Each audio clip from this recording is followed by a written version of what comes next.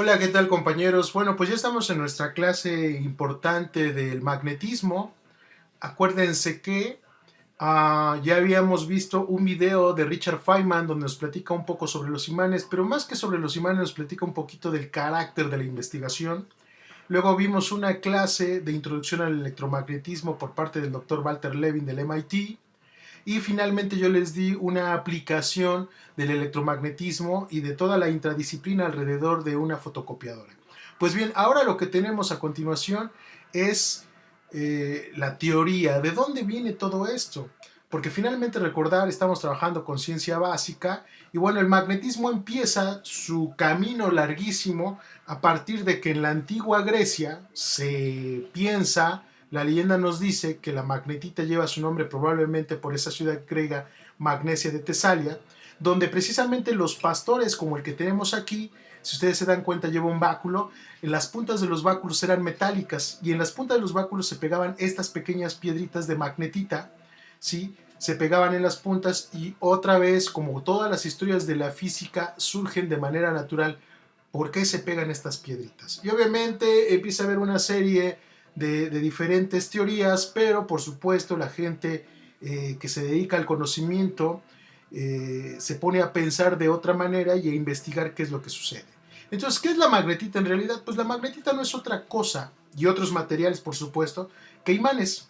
¿Sale? Son imancitos y recordar que los imanes, el ejemplo más claro es un imán de barra. Acá como nos podemos dar cuenta tenemos diferentes imanes de barra, donde por ejemplo podemos observar que tenemos, todos los imanes tienen un polo norte y un polo sur, absolutamente todos. No existen monopolos magnéticos, es decir, no existen cargas magnéticas positivas o negativas, ¿sí? Siempre que tú, aunque tengas un imán muy grande y tú lo partas, siempre se va a quedar dividido en dos polos, uno sur y uno norte. Pues bien, y además este dibujo nos permite ver que cuando tú pones dos imanes de barra, ¿sí? Frente sur-norte y norte-sur, estos se van a atraer, pero si tú pones imanes de barra sur-sur y norte-norte, pues se repelen. Todavía más, podemos observar que a un ladito hay uno de los instrumentos de la tecnología muy antigua, pero que aunque para nosotros parezca una cosa no misteriosa e inservible como es una brújula, en la antigüedad y para los grandes exploradores hoy en día todavía, aunque sean en su celular, que es muy difícil porque necesitas ciertas cosas, siguen ocupando la brújula. Aquellos que van a los bosques, a las montañas, necesitan las brújulas para trabajar, que saben que es una forma de guiarse. Este aparato, aunque para nosotros es obsoleto, porque nosotros tenemos direcciones, bueno, este aparato finalmente uh, lo inventa un inglés que se llama John Harrison, y la historia es bellísima. Si pueden encontrar este libro hermosísimo sobre John Harrison del problema de la longitud, que alguna vez Debate lo imprimiera, lo editara, se los recomiendo muchísimo porque se acordarán de estas historias de los barcos fantasmas, ¿no? Cómo llegaban los barcos a ciertos puertos y eran barcos llenos de calaveras, por ejemplo, ¿no? Pues claro, eran barcos que en alta mar en la antigüedad no tenían guía, y en alta mar pues te pierdes completamente y por supuesto llegaban a perderse grandes embarcaciones y pues obviamente los humanos sucumbían ante esa situación y pues muchos de ellos quedaban en los barcos y por lo tanto esos son los famosos barcos fantasmas. Entonces pues ahí está el problema de la longitud, con una de las tecnologías más interesantes por ahí del siglo XVII más o menos. Entonces, y que finalmente tiene que ver con la interacción del magnetismo. Ahora, todavía otro dato curioso, interesante aquí ver, es por ejemplo, en las migraciones de las aves, cuando las aves se van a algún lugar fuera de este espacio en el que nosotros nos encontramos, podemos ver que vuelan y nosotros decimos, bueno, pues no llevan un mapa, pero cada año se dirigen a ciertas zonas. Bueno, pues precisamente es aquí en las cabecitas de las aves que adentro tienen precisamente una brújula de manera natural, y esa brújula lo que hace es que se orienta con el campo magnético de la Tierra, que nosotros recordemos que el campo magnético de la Tierra es un gran imán, ¿sí? Que tiene también ese campo magnético como todo, su polo norte y su polo sur, que no precisamente coinciden con el polo norte y el polo sur de la Tierra.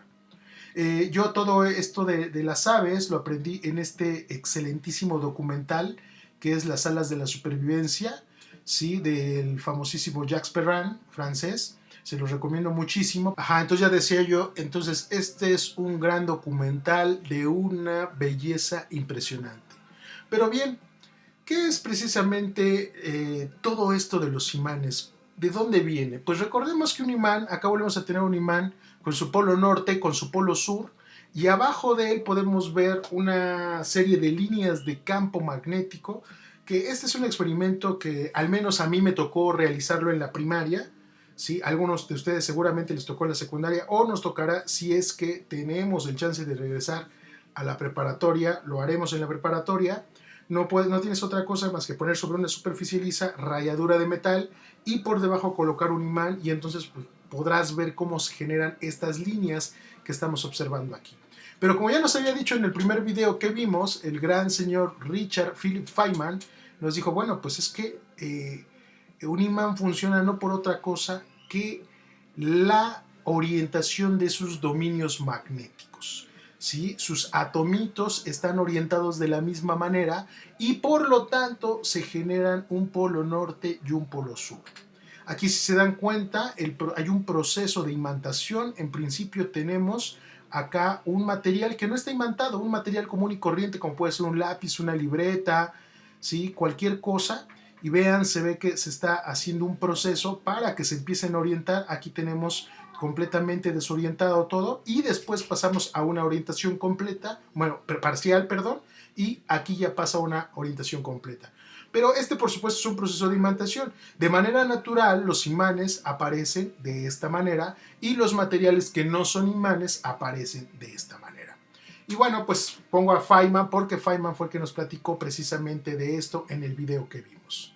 Entonces, anterior a esto, pues se platicaba por un lado la electricidad completamente, toda la teoría eléctrica, y por el otro lado toda la teoría magnética, sin ningún tipo de unión, sin ningún tipo de enganche, porque se fue construyendo incluso de manera ulterior.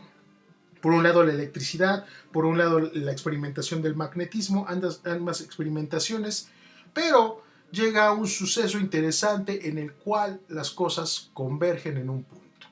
Bueno, pues sucede un accidente y ese accidente es un accidente que agradecemos porque hoy en día tenemos la posibilidad de tener esta charla gracias a ese accidente.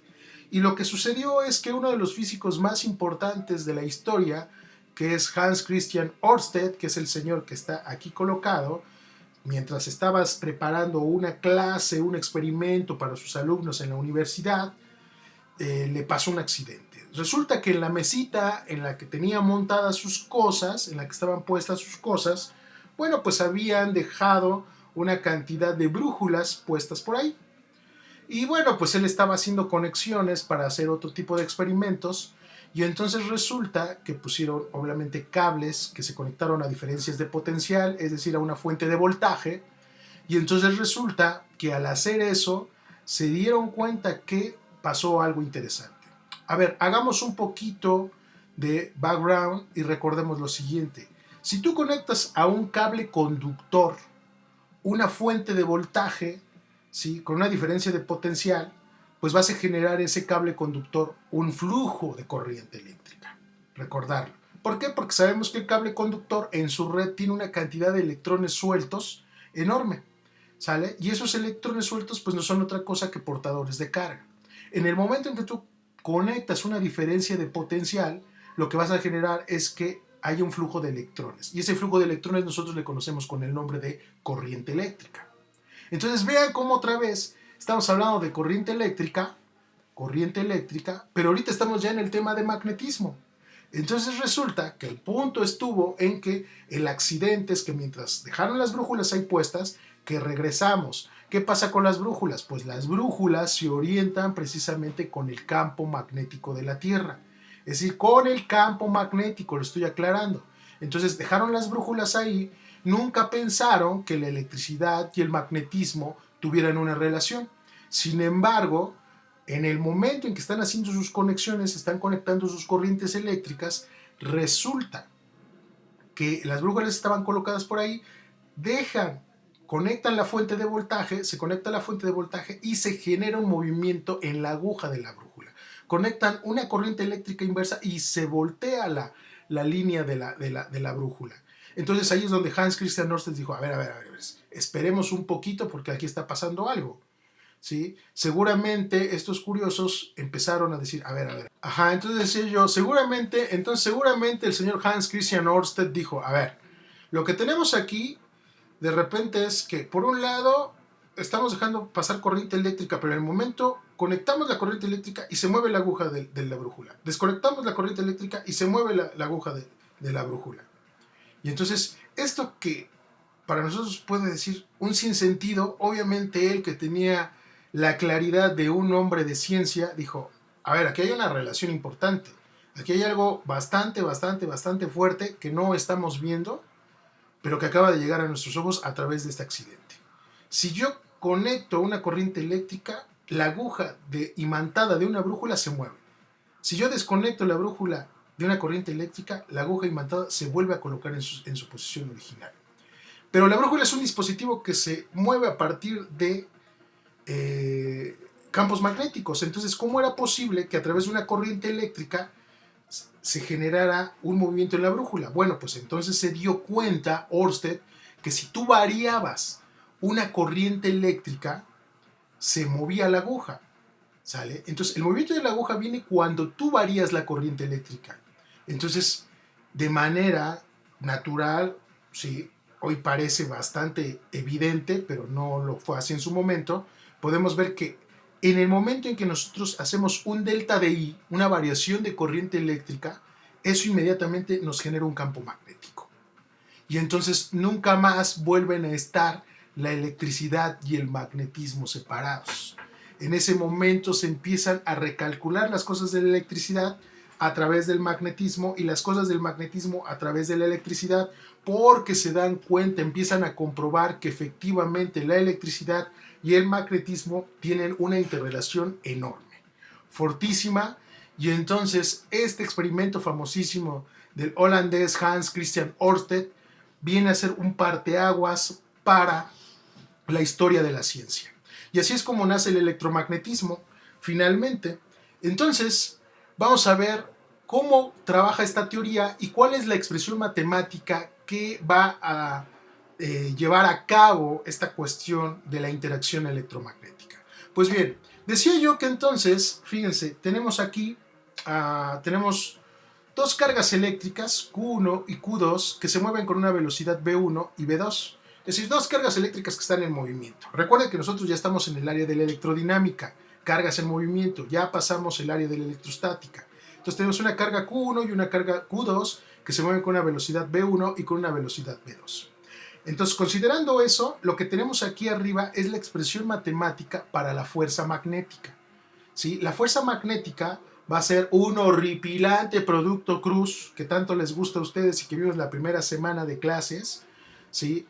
Que no es otra cosa que QV cruz B. ¿Qué es todo esto? Fuerza magnética es igual al tamaño de la carga en cuestión por su velocidad, producto cruz, campo magnético. Esta B de burro es campo magnético. ¿Sale? Entonces, esta expresión que tenemos aquí no es otra cosa que la fórmula para calcular la fuerza magnética. Pues bien, entonces fíjense, lo que se hace es un producto cruz, como ya lo conocemos. Recuerden que tenemos que hacer un determinante de 3×3, considerando los vectores unitarios, direccionales, que es IJK. Ponemos el vector V, ponemos el vector B abajo y hacemos lo que corresponde. Vamos a checar unos ejercicios para entender más o menos cómo funciona esta idea de la fuerza magnética. Todavía más, recordad que la fuerza magnética es la tercera fuerza que estudiamos.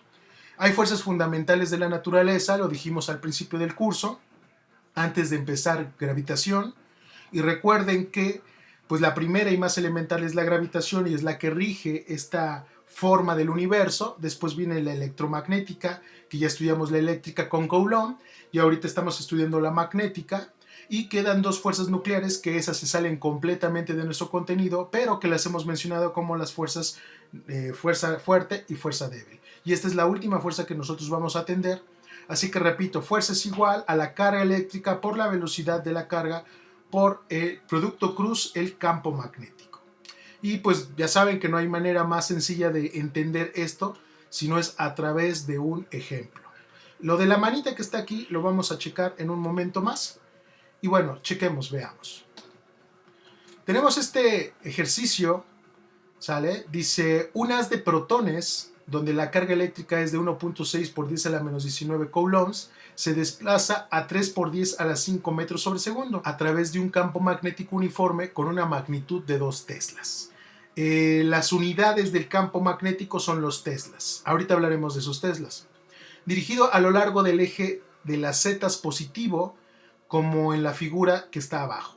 La velocidad de cada protón yace en el plano XZ, formando un ángulo de 30 grados respecto al eje de las zetas. Halle la fuerza que se ejerce sobre el protón. Bueno, podemos observar que tenemos un protoncito aquí, el campo magnético está dirigido así, la velocidad está a 30 grados en el eje de las XZ, como dice ahí, ¿sí?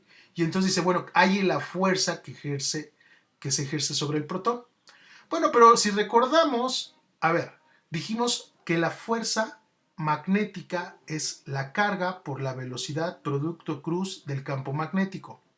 Pero recordar que una de las propiedades que tiene la fuerza magnética, o más bien una de las propiedades que tiene el producto cruz de dos vectores, es que podemos conocer su magnitud como la magnitud del primer vector por la magnitud del vector segundo por el seno del ángulo que tenemos. Entonces, como tenemos aquí la carga eléctrica, el tamaño de la velocidad y el tamaño del campo magnético, en lugar de ocupar esta expresión vectorial, vamos a ocupar esta expresión escalar, que dice la fuerza es igual a la carga por la magnitud del vector v por la magnitud del vector b por el seno del ángulo entre ellos.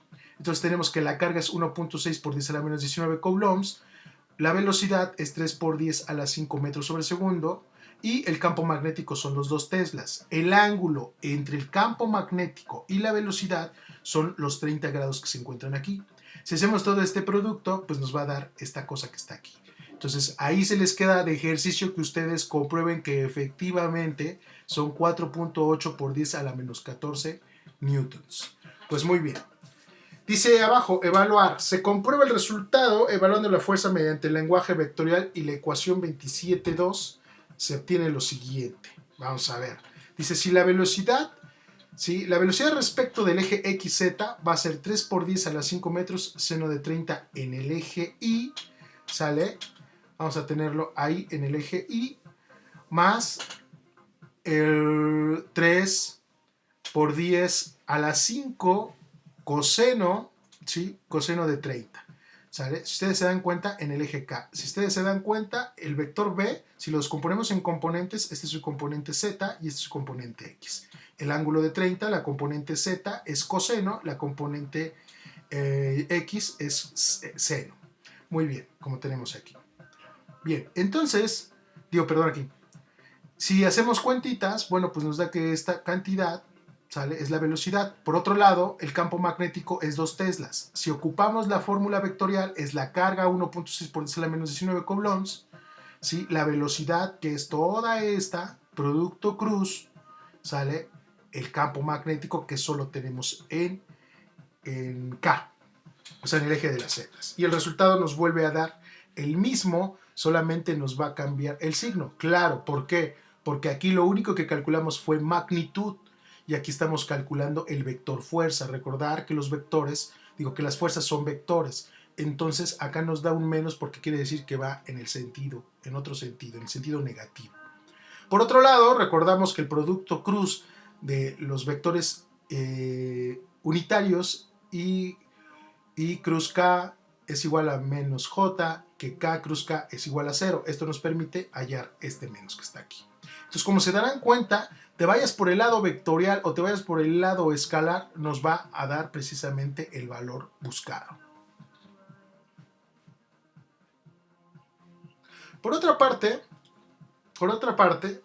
hay que recordar, muchachos, que esto es algo que siempre nos cuesta bastante trabajo. Yo se los he reiterado miles de veces. Debemos de cuidar mucho el aspecto vectorial, ¿no? Las cantidades físicas se dividen básicamente en dos. Ya dijimos, cantidades escalares y cantidades vectoriales. Y hay tantas como las otras. pero en el caso de la fuerza, recordar que es un vector, en el caso del campo es un vector, y entonces aquí podemos observar en estas imágenes que tenemos aquí que efectivamente la fuerza y el campo magnético van a tener en la mayoría de las ocasiones, más bien en todas las ocasiones, direcciones distintas, ¿sí? Y esto tiene que ver precisamente con la manita que está aquí. Y ahorita vamos a explicar qué pasa con esa manita. Otra cosa que es interesante mencionar y observar, ¿sí?, son las líneas de fuerza que se forman.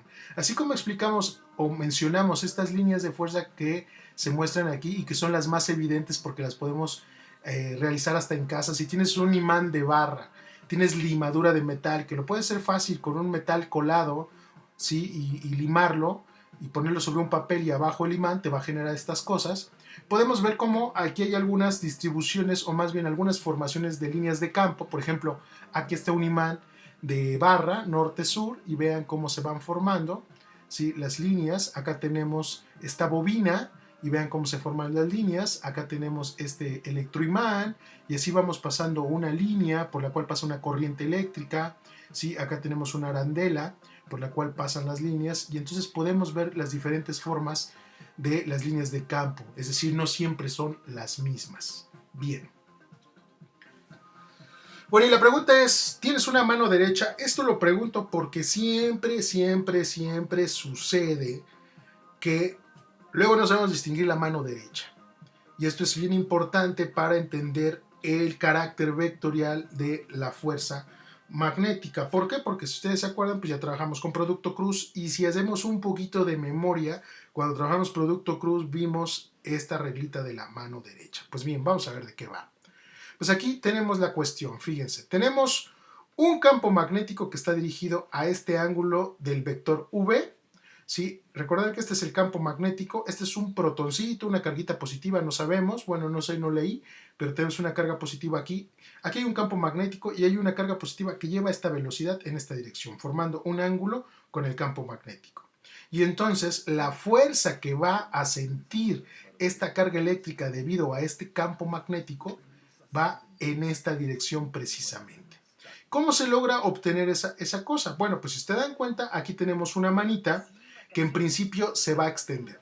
Esa manita que se extiende precisamente va a tener los deditos en la dirección de V, ¿sale? Y la palma se va a cerrar en la dirección del campo magnético. Entonces ustedes se dan cuenta, ¿sí?, se cierran los deditos y nos queda el pulgar. La dirección hacia la que nos queda el pulgar es precisamente la dirección de la fuerza magnética. Así es como funciona la regla de la mano derecha. Entonces, por favor, les pido de mucha atención que revisen ejemplos en la red, ya sea en wikis, ya sea en páginas, ya sea en YouTube. La regla de la mano derecha no es otra cosa que recordar la formulita no es otra cosa que F es igual a Q, V cruz B. La relación aquí es B, V, o sea, B, B y F, ¿sí? Los dedos se extienden en la línea de B y se enrollan en la dirección del campo magnético. Y la dirección la da el pulgar, ¿sale? Puede ser hacia arriba o hacia abajo, hacia la derecha, a la izquierda. Depende todo de la dirección que tenga la velocidad y el campo magnético. Entonces, regresando, podemos ver otra vez la dirección de nuestra carguita positiva V va en esta, el campo magnético va en esta. Si la palma se extiende en la dirección de un B, se cierra hacia el campo magnético B y el pulgar queda hacia arriba. Entonces la regla de la mano derecha nos dice que la fuerza será esta. Por supuesto que si lo hacemos con la mano izquierda nos va a quedar al revés. Por eso les digo que es bien importante saber si tienes una mano derecha. ¿Sale? Bien. Bueno, y finalmente, ¿qué pasa con las malditas unidades de la fuerza magnética? Bueno, señores, pues no importa la naturaleza de la fuerza que tengamos, nosotros sabemos que siempre las fuerzas se miden en ¿qué, señores? Pues sí, efectivamente, se miden en newtons, ¿sale? Se miden en newtons y aquí tenemos fuerza en newtons, carga en qué se mide en coulombs, velocidad en qué se mide metros sobre segundos. Y resulta que el campo magnético se mide en teslas. Oiga, ¿pero qué son los teslas? Bueno, si aquí consideramos la magnitud de la fuerza y ponemos el caso particular donde estos dos forman un ángulo de 90 grados, ¿sí? Al final nos va a quedar que F igual a Q por B por seno de 90 es 1 y me queda Q por B. Es decir, F, si despejamos B, nos va a quedar B igual a F sobre Q sobre V, ¿sale? Entonces va a ser Newton sobre Coulomb por metro sobre segundo, nos da teslas, ¿sale? Entonces, las unidades de la fuerza otra vez son newtons, pero las nuevas unidades que estamos conociendo aquí son las del campo magnético, que son teslas. Y bueno, finalmente, para cerrar esta clase y decirles que les voy a entregar sus ejercicios más tarde, quiero decir que tenemos esta interacción vía internet. Así como aparecen estos cuates que tienen una videollamada, más o menos es lo mismo, simplemente yo estoy mandando un video, pero lo están arrastrando desde algún servidor de la red y lo están viendo cómodamente en casa, en el camión, de viaje, a donde ustedes quieran, ¿sí? Y otra vez, lo que tú estás viendo en la pantalla, lo que tú estás escuchando por los altavoces, no es otra cosa que una interacción electromagnética, ¿sí? Entonces, gracias a esta teoría, que existen este tipo de dispositivos que nos permiten hoy día tener esta clasecita. Entonces, por favor, pues hay que revisar bien este material. Te puedes ayudar mucho con muchos materiales y programas que se encuentran en YouTube. Hay una cantidad enorme, ¿sí? Wikis, libros que están en línea, PDFs. Entonces, puedes complementarla ahí. Por supuesto, puedes hacerme preguntas ahí en el YouTube. Puedes dejarme tu pregunta, no hay ningún problema. Más tarde o mañana les dejaré un listado de ejercicios. Revisen más ejercicios que tienen que ver con precisamente la fuerza magnética. Nuestro tema es fuerza magnética en YouTube, porque les dejaré un listado entregable muy pronto. Bueno, pues esta es mi clase. Soy Siddhartha, para ustedes los venenos. Nos vemos pronto, y si no nos vemos, pues ya nos vimos. Un saludo a todos, y vuelvo a repetir, en YouTube puedes poner tus preguntas en los comments, ¿sale? Y puedes compartir esta clasecita con quien tú gustes, no hay bronca. No es una gran clase, pero sin embargo se hace con la mejor intención y sobre todo de que cubramos nuestro material, porque tenemos que entrar a otras informaciones importantes. Bueno, nos vemos. Gracias.